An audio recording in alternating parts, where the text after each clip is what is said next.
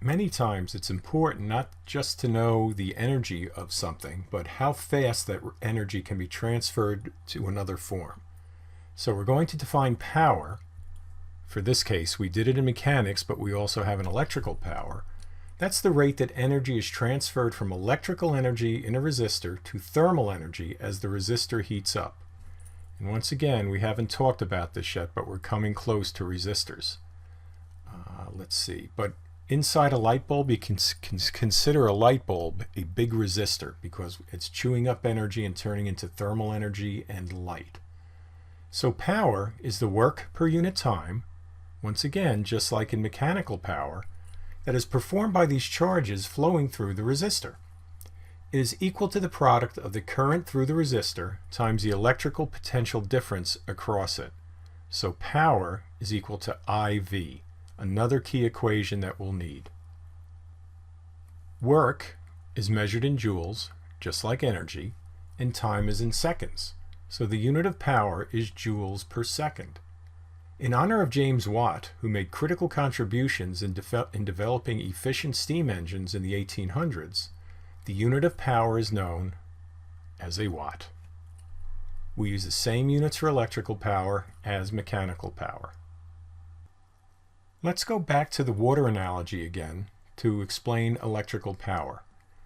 Here we have a water wheel that's rotating because water is flowing down here from a higher position into these little slats on the water wheel, and it turns it, and then the water drips out here with a lot less energy than it had up here.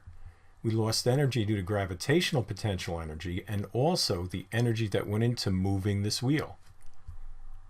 When the water falls to the bottom, it is now slower. It's having done work, right? So down here, the water's moving not quite as fast as it was doing up here.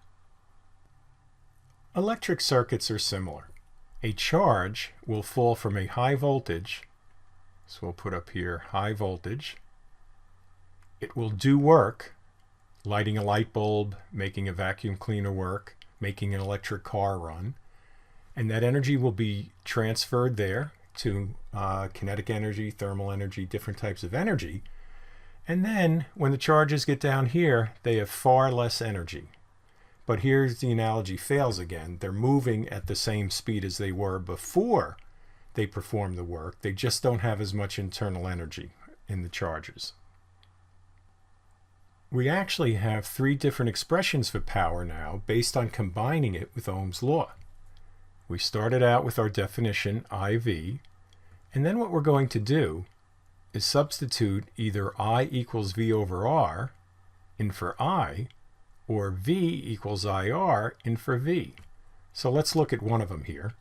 We're going to replace I, so power is IV, but we replace, what are we doing here? We're replacing I with V over R, like that, and then we get power is V squared over R.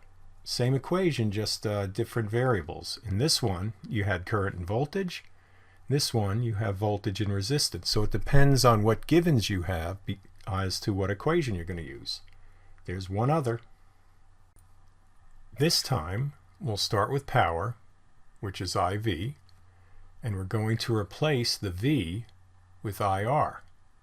Right down there, you multiply through, and you get power is equal to I squared R.